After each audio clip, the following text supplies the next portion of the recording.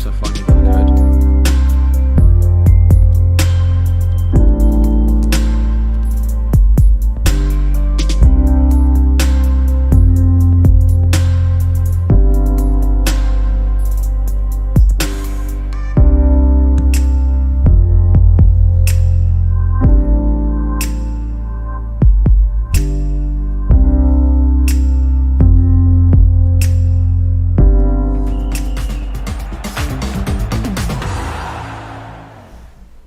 Hey guys, welcome to a new episode of the Burning Question series by Fantasy Football Scout.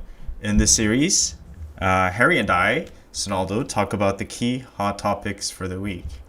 Oh, what's wrong with my profile picture, Harry? What? I was trying to make a joke. Basically. Oh, sorry, I didn't. It hadn't loaded on my screen. Yeah. My face. Can you put? You could have put EZE for mine. You could have done. I know. My face is like so tired right now because the game was at like 3 a.m. Basically got like 3 hours of sleep and I've been grogging through the day. But yesterday, Korea made a 99th minute equalizer and we qualified for the quarterfinals. So it's been an amazing day of football and very excited for the quarterfinals against the Aussies on Saturday. But yeah, AFC Asian Cup has been taking over my life and EZE has been taking over Harry's life, but good to see everybody. How are you doing, my friend? Yeah, I'm good, thanks. I have to say I woke up in a very good mood this morning with EZE's 14-pointer sat in my team. So yeah, I'm doing very good, and you know it's time in FPL where we start to look at chips, doubles, blanks. So it's exciting times. So yeah, I'm feeling good. Yeah, we have a lot to discuss. Yesterday, I think the deadline was 3 a.m. my time, which is like right when the game was ending. It was like in the 99th minute, and I was waiting for the result because I really wanted to bring Richarlison in. So, really interesting sequence of events. But basically, things worked out, and now Son is likely to stay. Hopefully for the next few weeks, and probably going to return around Gameweek 24-25. That's when he's likely to return. But. Yeah, it might be late. Yeah, I mean, if he wins the tournament, it might be later than that. But yes, the game last night for you was pretty close. Went to the wide, and which could have had a reasonable implication on FPL because if you'd have lost it, he would have been back for the weekend. But winning it, they're now predicted to go quite far in the tournament. So yeah, the international tournaments, both the Asia Cup and AFCON as well. Like, I feel like I've followed them more this year than I have done previously, partly for FPL, but now just because they're chaos, both tournaments. Every single match is absolute chaos. So yeah, I'm really enjoying them. And, it was a good thing to watch while there was less Premier League. But even when the Premier League is coming back, I'm excited to see the results. Yeah, I don't think people realize, like, how much the Asian Cup means to a lot of, like... Asian nations out here, and I think it's like equivalent to Euros to you guys, right? Like Euros obviously means... Yeah, it's such a simple way for you to say it, but it is like so true. Like when the Euros are on in England, like that is it. Like everyone, it's all anyone talks about. Like every England game, like that is it. Like you cannot have anything planned. Everyone will, watch it. So yeah, for any national tournament to have your country doing well and progressing far is definitely a nice feeling. Yeah, it was crazy because I think the level of football is obviously different from like European club football, but it's such an open game when it comes to the Asian Cup. So anything can happen. We have like a lot of Aussie friends in the FPL community, so I'm going to try to keep quiet on Saturday because my stream of tweets is ridiculous. Like I almost feel sorry for the amount of tweeting I do when it comes to these games. I thought Saudi did really, really well. I know we have some Saudi friends in the chat, so fair play to you guys. And yeah, it just came down to the wire. It was like 99th minute goal. So super excited to see what happens in the rest of the Asian Cup. And as you mentioned, AFCON has been crazy as well. I'm seeing some insane goals and some upsets. All the favorites are out. All the favorites are out. out. So many upsets. Yeah. Pretty much all the favorites are out. Like 7 of the 8 favorites, I think, are knocked out. So yeah, let's see how that one ends. Fair. Okay, so let's just quickly talk about our transfers yesterday because we didn't do a pod before yesterday, Let's talk right? about them in lots of detail. Lots and lots of detail. Let's just leave it on screen for and 20 minutes. And shout out to FPL Mo, by the way. I thought he did really, really well last week. And Yeah, I did. I met Mo in real life last year, and we went to karaoke together. Such a good fella. So shout out FPL Mo. Yeah, talk to me about your EZE, what, 13, 14 pointer? 14 pointer, there you go. 14 pointer, Yeah. yeah. So, Man, it was mm, it was yeah, I mean it's a good feeling. Of course I benched Trippier, but I'm glad I still own him.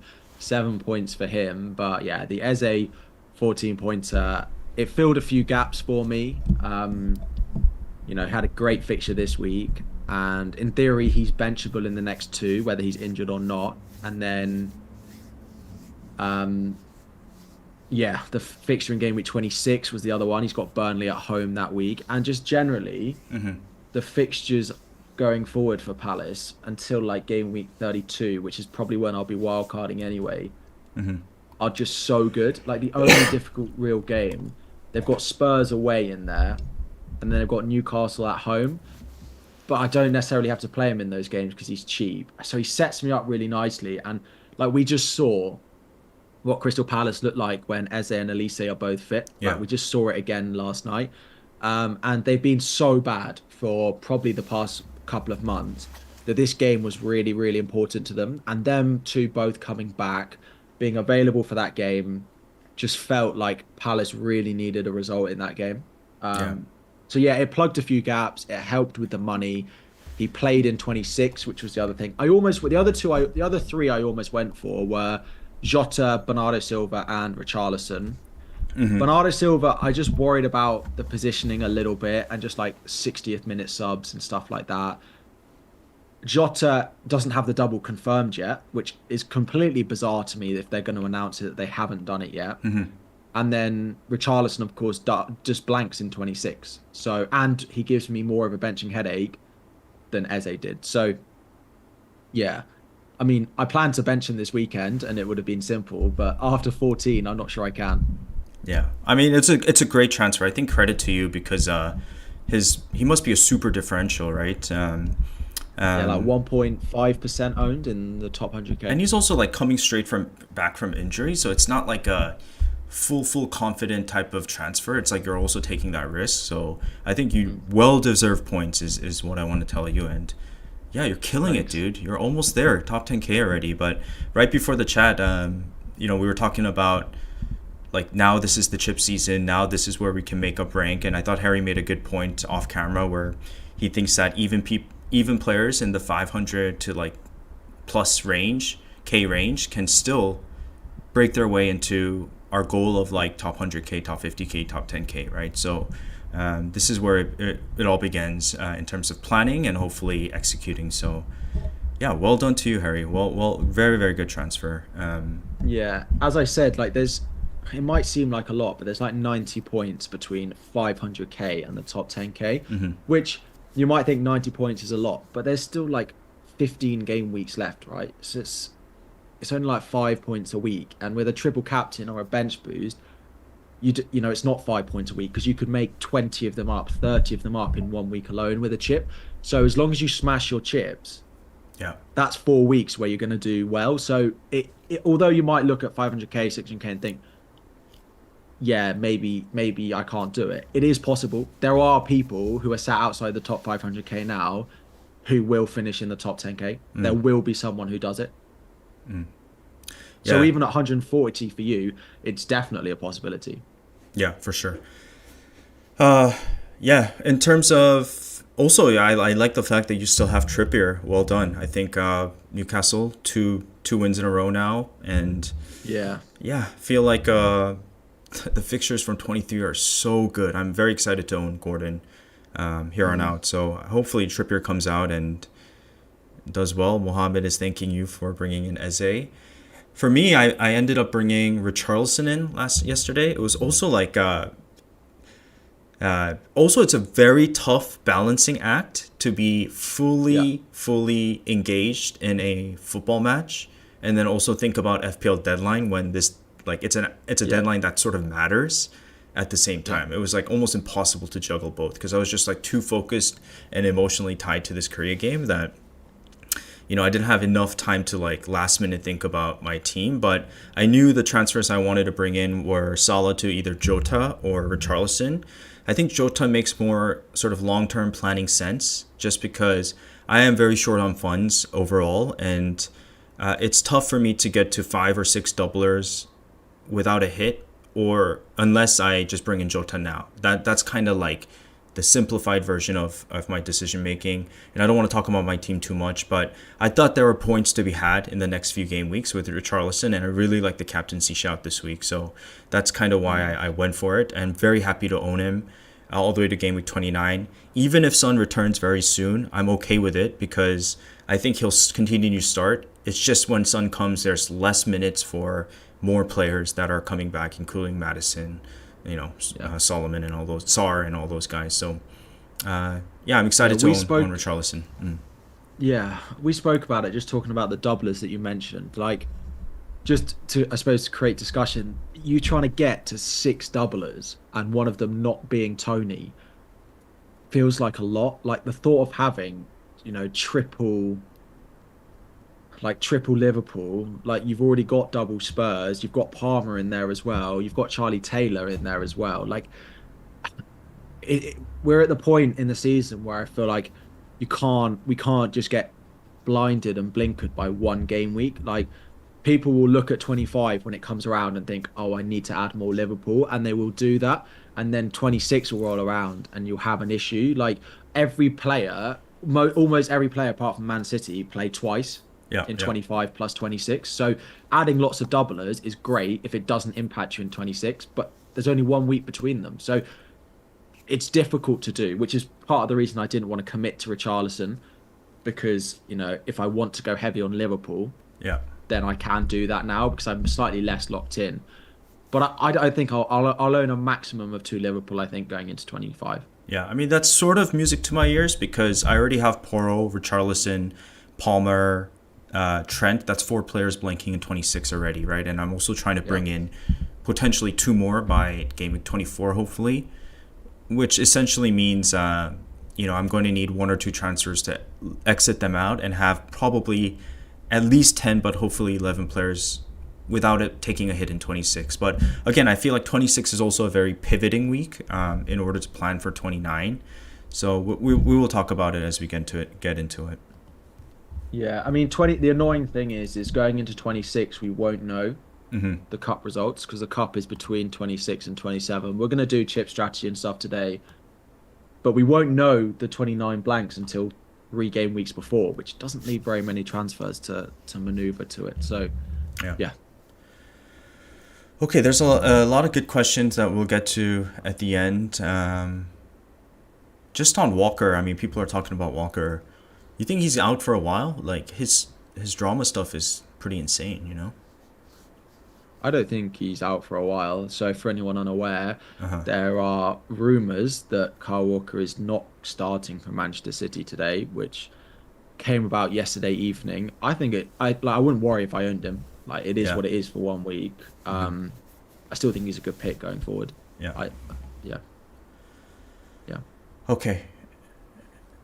Let's get into it. All right. So this is, there's already like sort of enough content about predictive fixtures for game week 29 because this was sort of before the game week 22 deadline. But I think it's good to just kind of, go through this before we get to this Venn diagram that we're going to share from FPL Spaceman. This graph is by FPL Spaceman. So shout out to him on Twitter. Do give him a follow. He has really good, Venn diagrams. And last year, I remember we used it for burning questions as well. This is based on spread market midpoints. I'm assuming this means sort of like odds. Yeah, basically. Basically just odds. Let's keep in mind that City and Liverpool have a double in 25.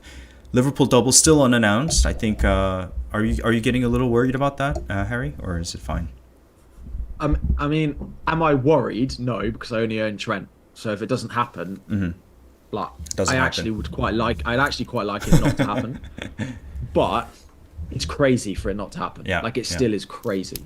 For anyone unaware, like Liverpool have 3 weekends that if they get to the final of the FA Cup, they have 3 weekends that they won't. Actually, even if they get to the semi-finals, they have 3 weekends that they can't play in. Game week 26, because they're the final of the Carabao Cup, game week 29 and game week 34.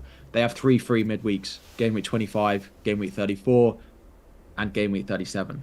Yeah. If they don't put it in 25 and they put it in later on in the season, they basically have to give them a triple game week, or they move it. Like, they have to start doing crazy things, like making Liverpool play on a Friday night of a deadline, play Tuesday, play Thursday in Europe or Thursday in the league, and then play again at the weekend. Like, it is. We had it. Do you remember when Man United got the triple game week? What was it, 2 years ago?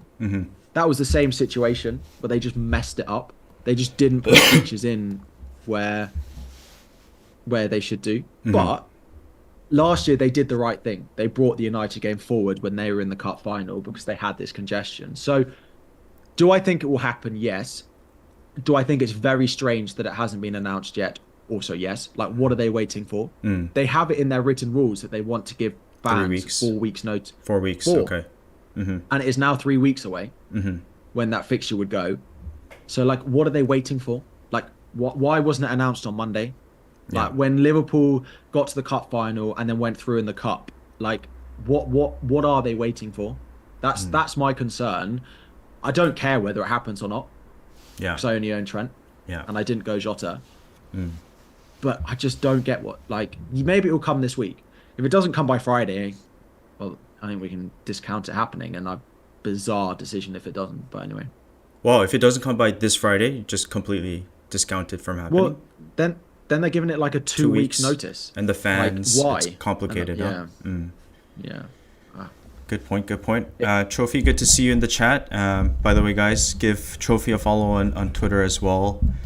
Okay, so let's get into this chart, and let's talk about the teams that appeal to us, Harry, because if you look at this chart, I mean, it's pretty straightforward, self-explanatory, but let's go from bottom up.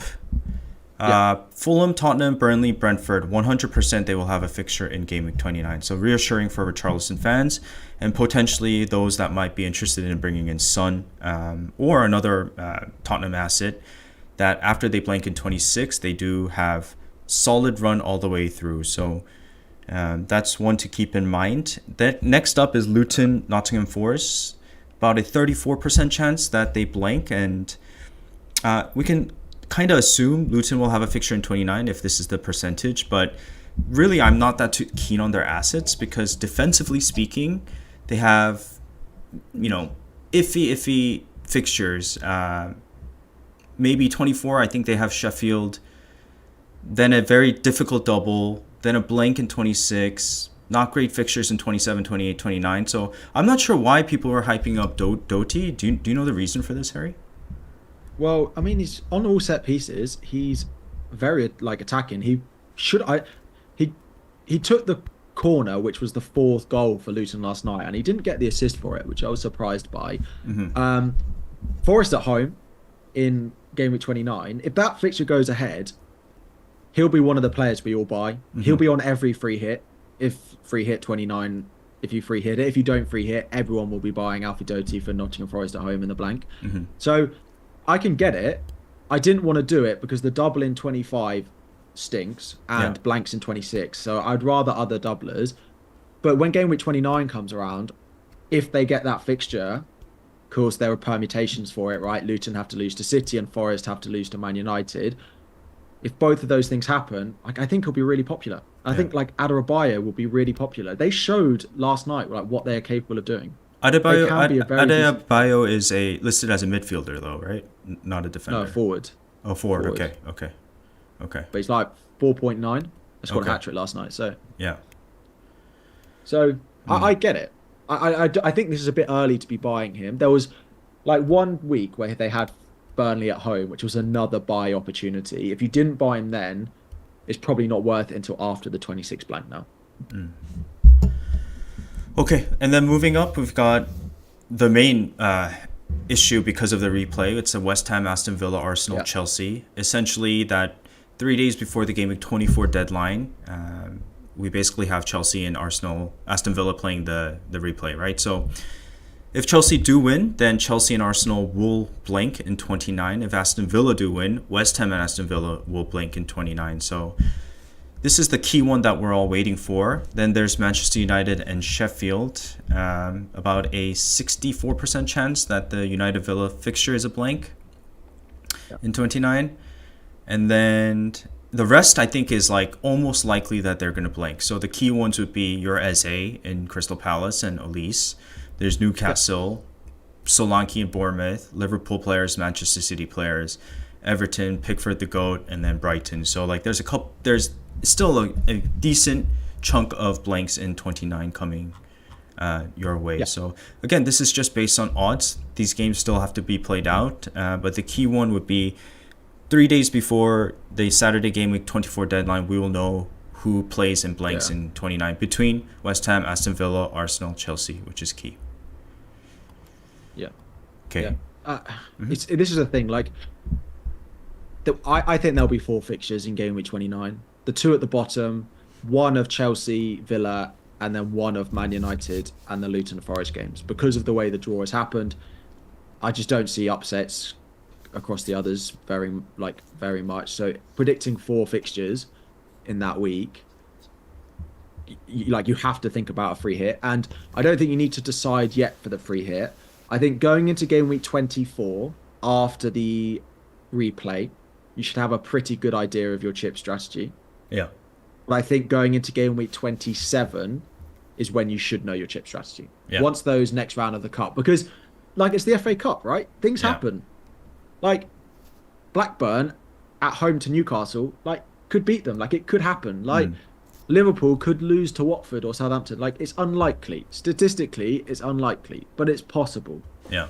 Things happen. So you can't lock it in concrete until after game week 26, going into game week 27.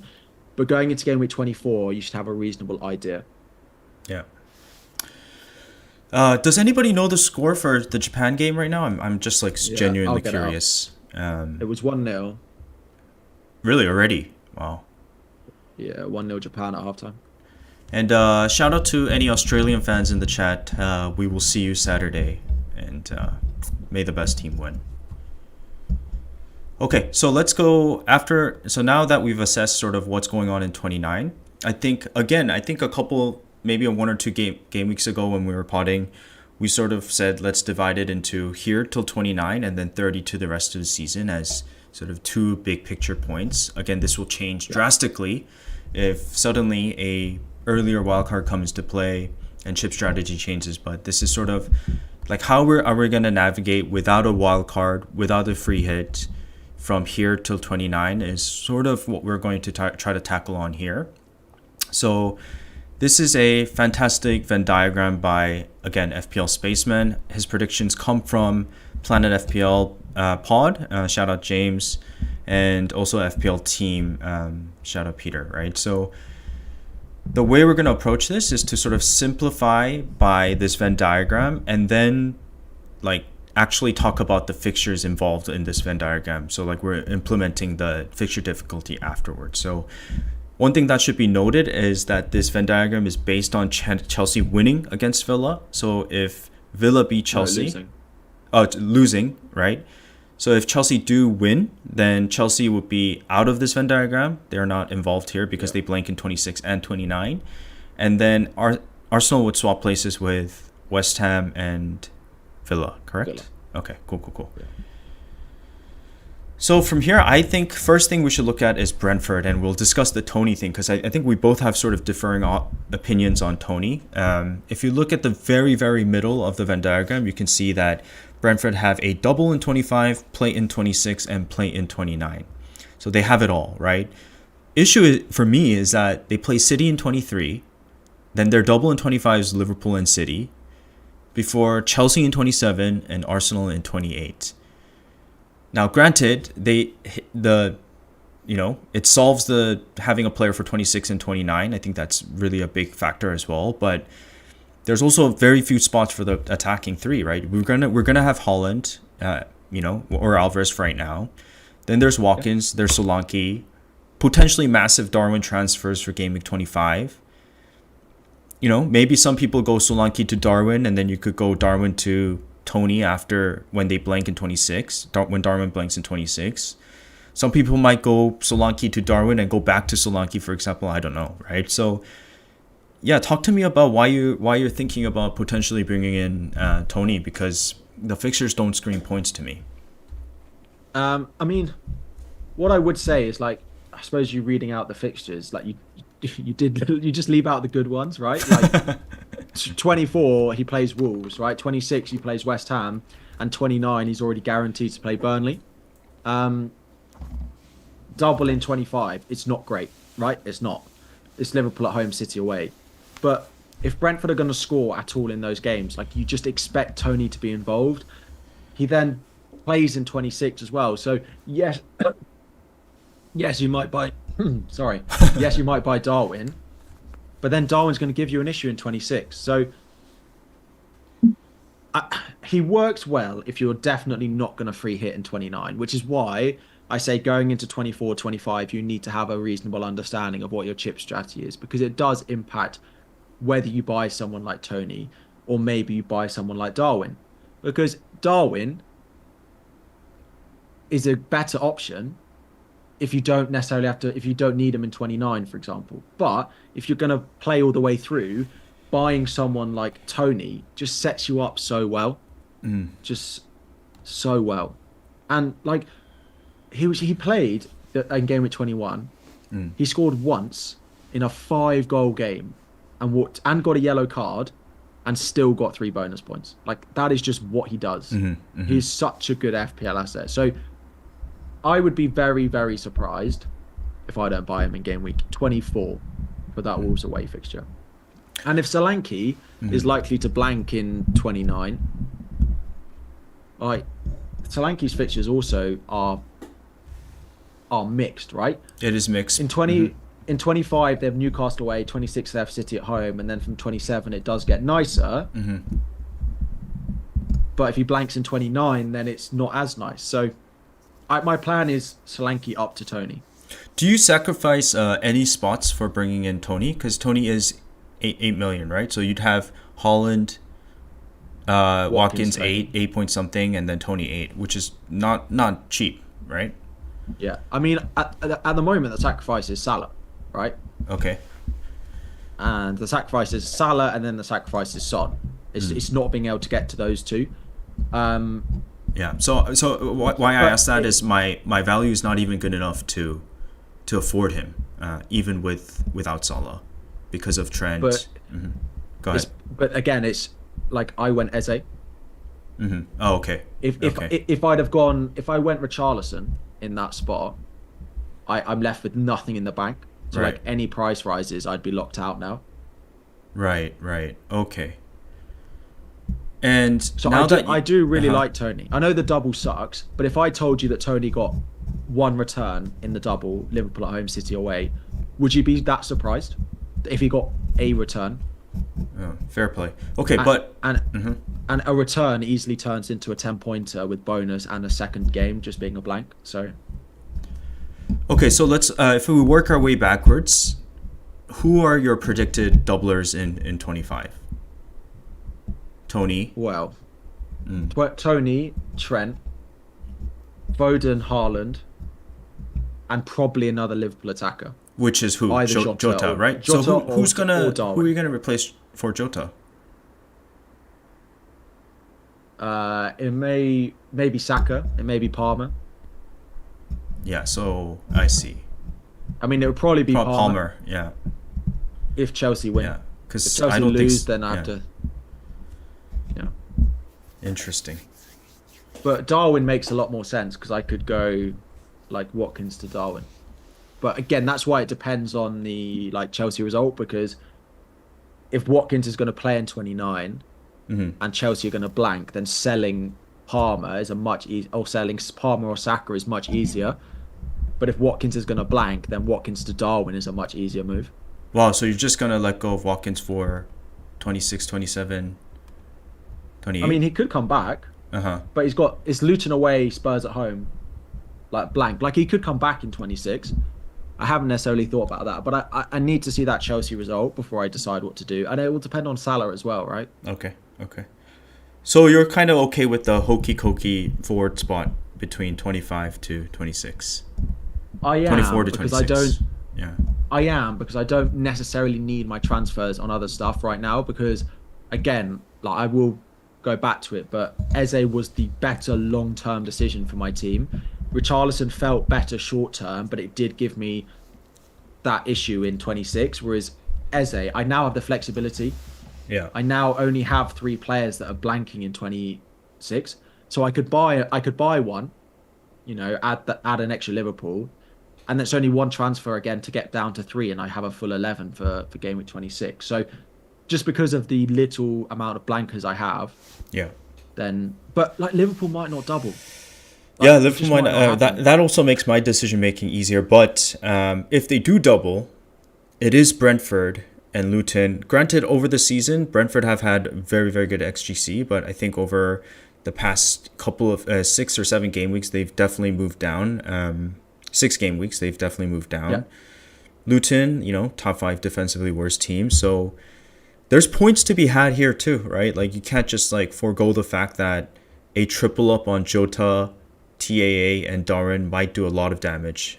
But if Tony is able to get one goal, then it'll minimize that damage. Plus, you'll be ready in place for 26. So I understand your reasoning now. I understand, and also maybe I missed out on the good fixtures that he does have, but he also has a lot of tough fixtures, So, um, so yeah, Sorry, not Salah. uh Liverpool have just posted a picture saying recovery work continues and Salah out on the grass. Why did someone send He's you a going to be DM? back. No, someone said it in the chat. Oh, really? Liverpool just tweeted a picture of Salah on the grass, BB defender. He's Ah, going to that be back by changes 25. everything. Yeah, He's going to be back by 25 at the latest. yeah, that's gonna be a headache. But I just don't know how are we going to get Yeah, to yeah, it. yeah. We'll talk I about it. have Let's get to it at the I have end. no way. Yeah, I let's have get to no it. way to get to Salah. Yeah, let's get to it at the end because it's an iffy one, right? 26 blank, 27. That's the money fixture, and then Man City, and then blank at 29, right? So I don't know. I think Like you're okay even to go like away from him for a while. Like just get him back later.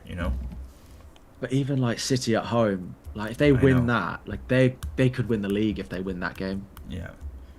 And as we talk about winning the league, there's also, I mean, I guess we'll talk about Game Week 37, but I have a feeling the season's going to go really down to the wire, which makes me want to, I mean, this is really going on a tangent here, that the bench boost in 37 feels very appealing because all the top teams are playing in 37 or doubling in 37. So I'm kind of hoping But it continues to be a tight race to the end.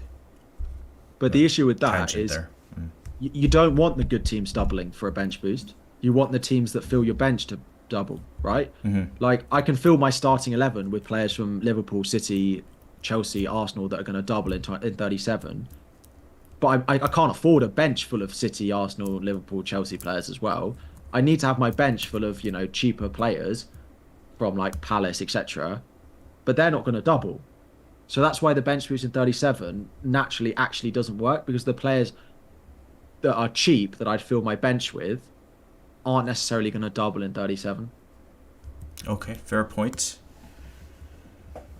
So there's just no chip strategy that it's a weird year for it. Mm-hmm. It's a weird year for it and trying to find the bench boost. I wonder if 34 will be the bench boost week, but we'll see.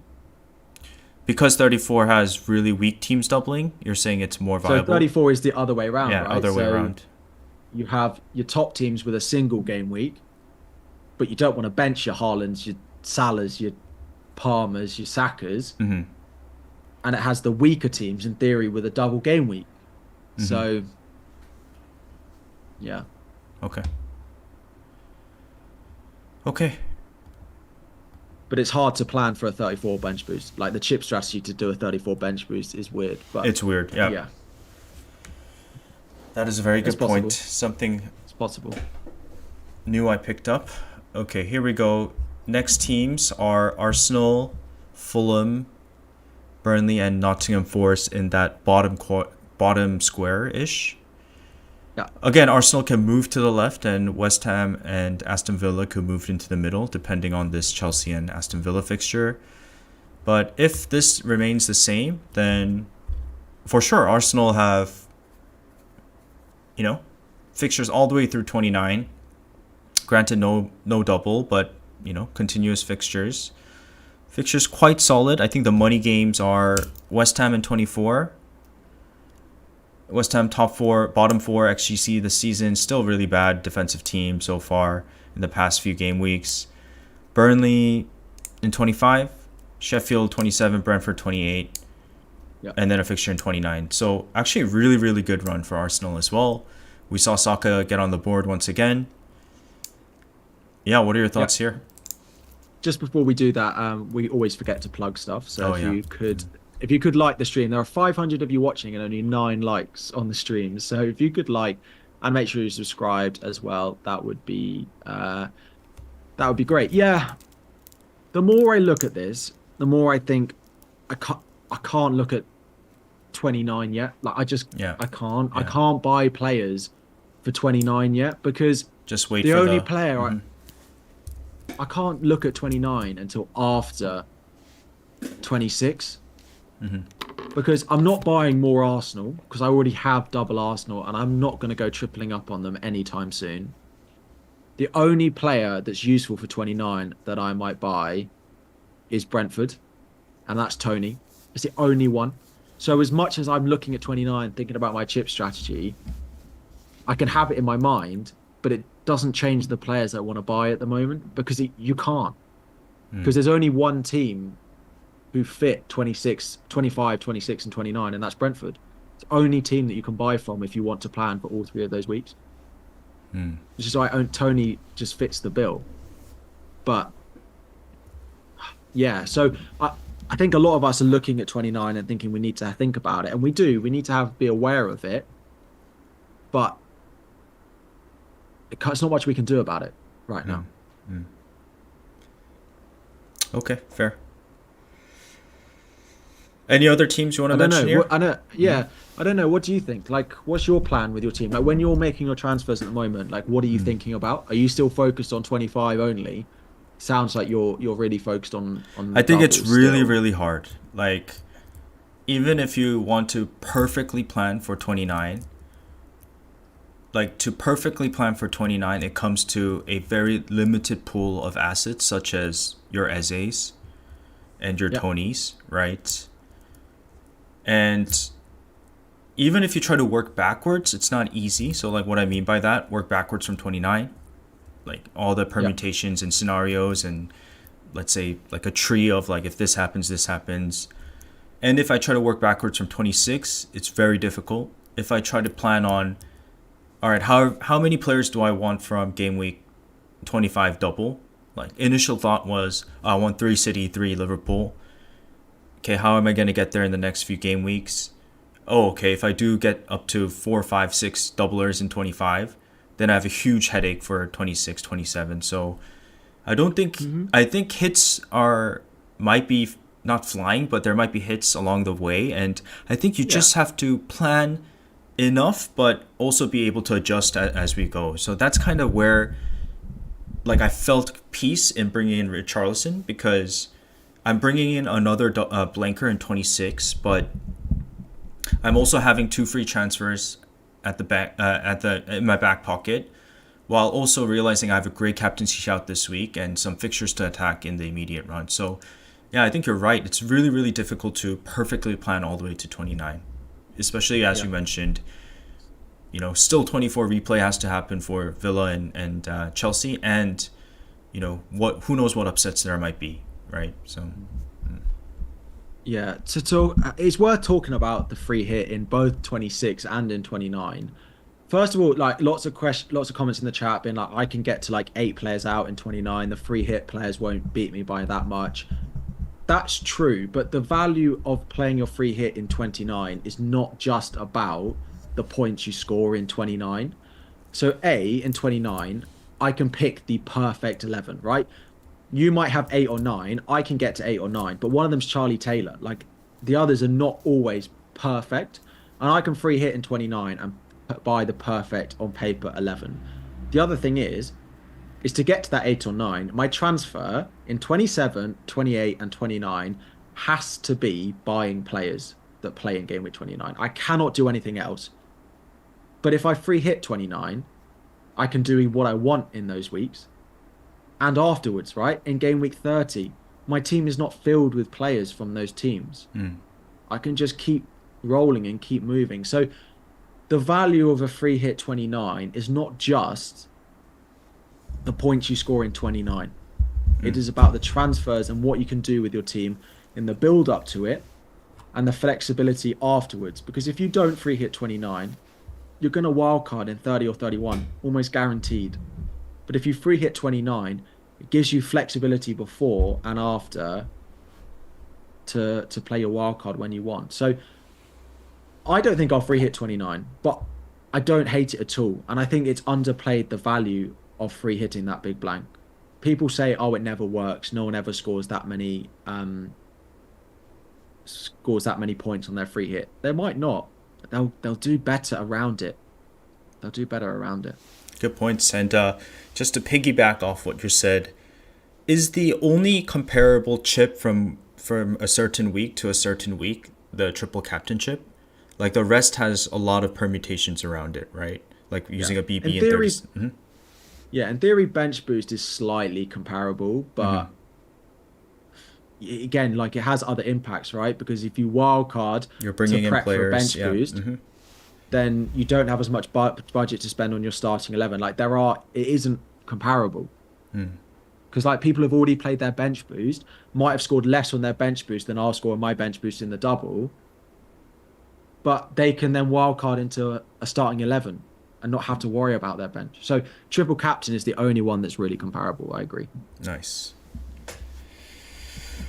Yeah. Okay. I love your passion for FPL, Harry. Guys, like right before we went on the stream, the first thing I asked, Harry asked me like how I'm doing after the Korea game. I said, I'm doing great.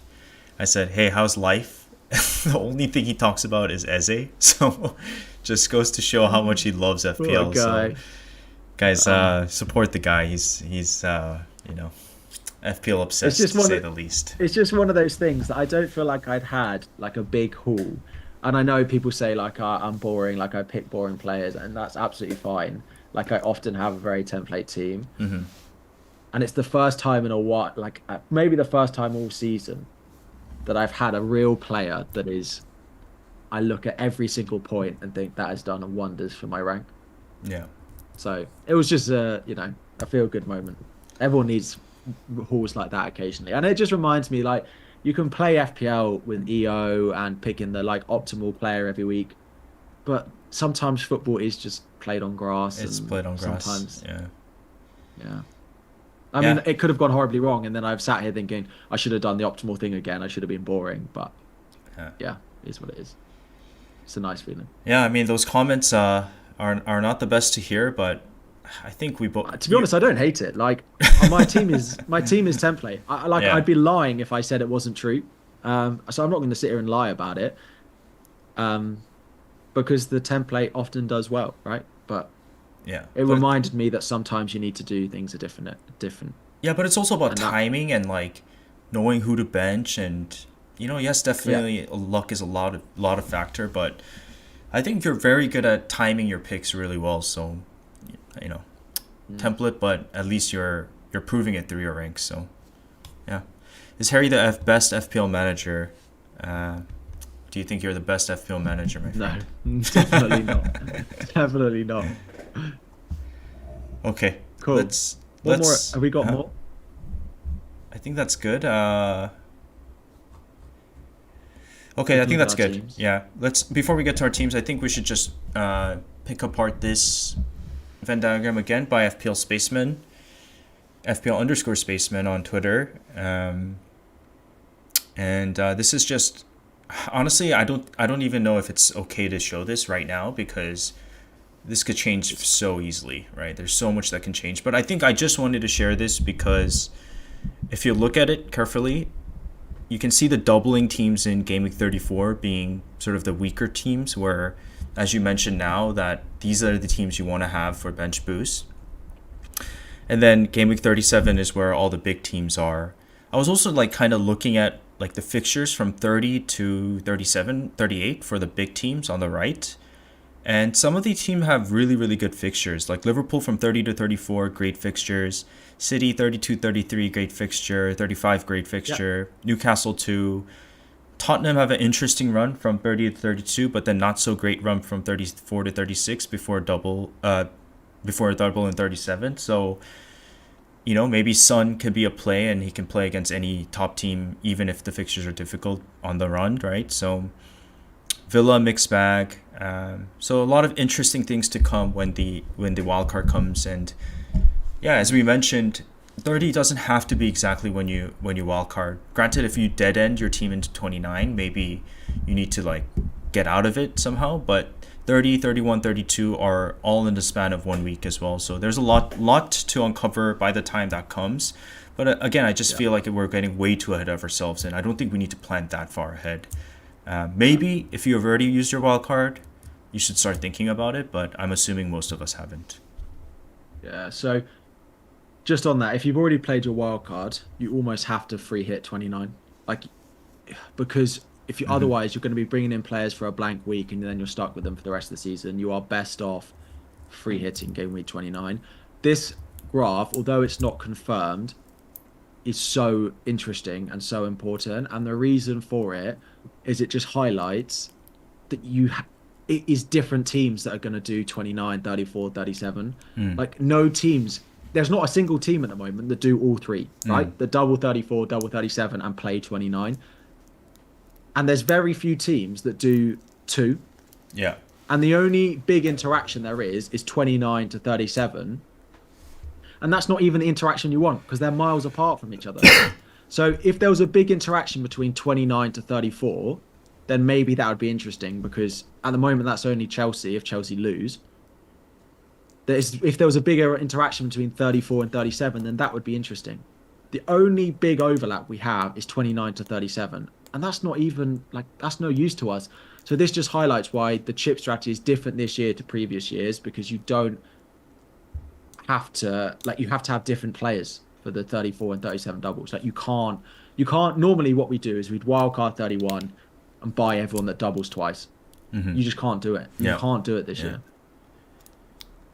So what does this mean? Like, don't you think, like, let's say you have your chips left till 30, and you're buying the players that are going to double in 37.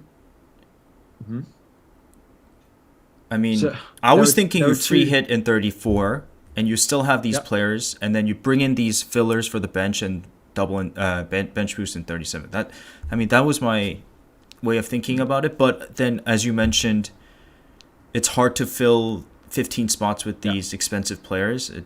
That kind of put a wrench in my plans. Like, if we know that like we're going to be bringing in players that are doubling 37, what do you think is the viable, strategy?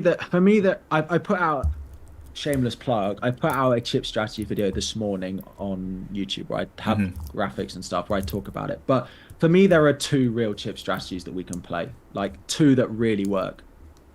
The first one is to dead end into 29, wildcard soon after, and then free hit in one of 34 and 37 and bench boost in the other. It might be that you bench boost 34 and actually free hit 37. It might be the other way around. Because if you wildcard 31 and suddenly your bench looks better in 34 than it does in 37, then maybe you bench boost the 34 and free hit 37, or it might be the other way around. But it's that sort of dead end 29, wildcard soon after strategy. No, but so I'm asking you, my question was, if we know that the teams that are doubling at 37 have good fixtures from like 30 to 30, skipping 34, 30 to 6. Yeah. You could what's free better? Hit 34. Right, that's what I mean. Isn't that then you're bench boosting in 37 with these expensive players, Yeah, or we just your bench will be weaker that way around. That's not something we really need to decide yet. Right now, we don't know. We won't, because the doubles in theory we think are going to go into 34 and 37 the way round that we think they're going to do it, but we don't know that. Okay. So all that you need to know for that strategy is that you plan on one or the other. Plan on you plan on dead ending into 29 and wildcarding soon Yeah, yeah. after, and then you have your two remaining chips for the two doubles. You don't need to know which way round you're going to play them until you play that wildcard, until Okay, after okay. that game week 29 FA Cup. The other one, which I think needs more attention, is the free hit 29. Because as I said, there is lots of benefits, long term, short term, about just forgetting that week and just, making your transfers before for other players, and then wildcarding and then dead ending into 34 and wildcarding 35. Mm-hmm. Because then you can just use your transfers for 34, wildcard 35, and bench boost 37. And the benefit to that is you play your bench boost really close to your wildcard. Mm-hmm. I understand. I So understand. there's two options. Yeah. It's either the free hit 29 or the wild card soon after 29. I don't think that's groundbreaking stuff, but I think those are the two real strategies that we need to decide on. Mm. You might lose on the free hit in 29 versus free hit in 34, like for like comparison.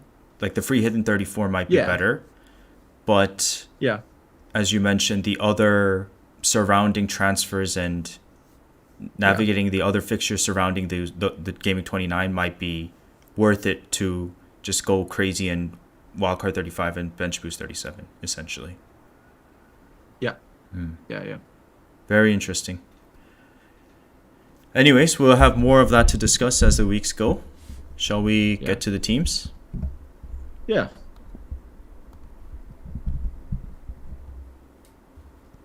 Okay, so this is my team. I have Areola in goal, Trent, Gabriel, Pedro Porro, Gordon, Palmer, Foden, Richarlison, Watkins, Alvarez, and Solanke. I think I have two free transfers, a lot of money in the bank. I think I'll go Alvarez to Holland and then roll the other. And yeah, huge benching headache. There's no chance I'm benching Gordon. Hmm. There's no chance I'm benching Watkins. Captaining Holland, most likely. Palmer, I just don't see myself benching. So it's either No. Foden, Richarlison, Solanke, or Saka that I have to bench. But I think Solanke home to Nottingham Forest. All the home games I'll leave. Yeah, so Saka, Richarlison, and Foden, like benching headache. I have the same. Yeah. I have the same. I just have Eze in for a Charlison, which, given Brighton's defence at the weekend and given Eze's form, feels like an equally difficult benching decision this week. And I categorically will get it wrong. Um, I just hope I don't bench the highest. I just hope I don't bench the highest scorer, basically. Yeah. Um, so you got two transfers. I got two transfers. Do you see any other angles here? I mean, I think it makes sense Well, that no. I don't need any other players, you know? I mean, maybe a defender for Saliba. Yeah. Like, are you happy carrying double Arsenal now? I'm going to need That's to. my question. I'm very happy with it. It's just I might need to downgrade Saliba at some point just because I need funds elsewhere. Um, Potentially. Yeah, I I don't know don't. exactly when, but for example, if I wanted to bring in Jota Darwin Just, and Holland, then I would need to get rid of Saliba for a very cheap player. just like Saliba has two returns since game week 14, Yeah. I'm not like super keen on keeping him. I'm just like not and indifferent about it essentially. I think he's a good asset to have. I think he's a good double up to have at times, you know? but I look at the fixtures coming up, and I look at the fixtures you'd think they'd keep a clean sheet in are all away from home. Mm. I'm not certain on the double up anymore. One is Mm. fine. Like selling one, if you've got one, selling one just feels like over management. But I don't know about the double. And I look at it this week and think Liverpool is probably the week to jump off one. Like Saliba out and Haaland Saliba out to someone cheaper and Haaland in is Okay. probably the Okay, one. fine. But that would leave me with one transfer in 24, Yeah, right? So that would be either Jota or Darwin comes in. yeah. And then that would only mean that I would have Foden, Holland, Trent, Jota. That's like four You're doublers for 25. That's so weak, you know? it's because I don't feel great about having just four doublers for 25. That's my big thing. Or am I am I tripping? no, Yeah. it's you're more focused on 25 than I maybe am, and I suppose the toss up is: do you prefer a better defender this week or the transfer further down the line? And then I get it. And if you put it like that, then that's fine. Because Porro, Trent are good. You only need to play one Arsenal. So maybe you're right. Actually, maybe I'm wrong. Like naturally, I would sell Saliba because it would better your team this week. But is the other transfer more valuable? Like, who would you buy this week? I mean, I don't You'd need have to to, go cheap, so I don't right? need to rush it. That's the thing. I don't need to rush it. Like, what is? I mean, I guess I bench Gabriel and would play Yeah, that cheaper you'd play whoever defender. you buy. Yeah, Yeah. but there are also not that many options under the 4.5 bracket. I mean, if you You guys buy. have You'd had, probably buy like Botman or Burn. Botman's 4-5, yeah, Burn is 4-4. yeah, actually, that's not too bad. Yeah, food for thought. But yeah, I think feel pretty decent about the team. Don't feel great about my 25 situation and 26 situation. Basically, not enough doublers and a lot of blankers that I need to figure out in 26. So this is where I need to be very cautious about every move I make from here on out. But definitely Holland in for Alvarez is on the cards for this week. Yeah. And people are like saying I should bench Richarlison. I think I'm gonna start him no matter what. Like, I'm interested to know yeah, who people would bench in that front eight. Because I've got something very similar. So yeah. please let us know. Because I look at it and I think people make these decisions, right? And I have no idea how I will decide who I bench next week. I kind of hope that Eze is flagged so I can have the decision made for me. I have no idea how to make these decisions. And I'm just like, if we rank them from low after the game week from lowest point scorer to highest point scorer, I just hope I pick someone in the bottom half, like one of the worst four out of the eight. That's basically where I'm at with it. Like, I don't necessarily, I know in my head I'm not going to pick the one that blanks. Like, it just won't happen. Or there'll be someone that scores less than who I pick to bench. But I just hope that I pick someone that doesn't go crazy. Are That's you? basically where I'm at with it. You know what? You know the one that messes with me a bit is maybe benching Foden. Does that sound crazy? So I wondered about it. Yeah, I don't feel great about 'Cause Foden. Yeah, I mean, let's get Saka to your on, teams. Let's get to your yeah, team. you're Yeah. gonna, I mean, mine's basically, Similar. mine's very similar. But I have Trippier instead of your Saliba pick, so I can start Trippier over Gabriel this week. Oh, okay. Okay. Very nice. Very nice. Last Just time I rubbing it benched, in. sorry, last time I benched Gabriel against Liverpool, though, he scored a 10-pointer, so I don't feel fully comfortable with that, and it's now at home for Arsenal as well. I think it's not a bad, I think it's okay. But yeah, like I will play Trippier. Definitely play Trippier. And then I have Alvarez up to Haaland, and I have a second transfer. I'm not going to use the second one, but I just don't know who to bench. I just don't know who to bench. Oh, like dude, right I now think I might bench Eze on your team potentially. Is that But crazy if too? Eze's declared, if Eze and Elise are both declared fit, Just too good. I just not sure I could do it. Like when I bought Eze, my plan was to play him last week and bench him this week and bench him next week. Like that was the plan. Yeah. But as soon as they score points, it's so hard to bench him. Let's look at data. Last six game weeks, XGC, Liverpool top. They're the best defense in the last 6 game weeks. So I should bench Saka, but Yeah. that doesn't feel right either. No, it feels right, dude. I think I feel okay Does it? benching Saka. I do feel fine. It's Liverpool. It's crazy what points do to you. Like if he hadn't have scored that game against Forest, like that late goal, I'd happily bench him. Mm. Mm. I don't know. I think we're gonna end up benching Saka, and I think I'm okay with it. So be it, man. Liverpool. I guess it is a home game though. Huh. Yeah, I don't know. Oh, Spaceman has joined the chat, guys. Spaceman, we've been using your charts. I did get his permission, so shout out to you. Yeah, deadline is in 3 days. It was a really fun episode. Good to be back. Next 2 game weeks, we'll still be here. I'm actually traveling to the States. I'll be in New York. So it'll be another away from home pod. Maybe a couple questions. Yeah, let's do.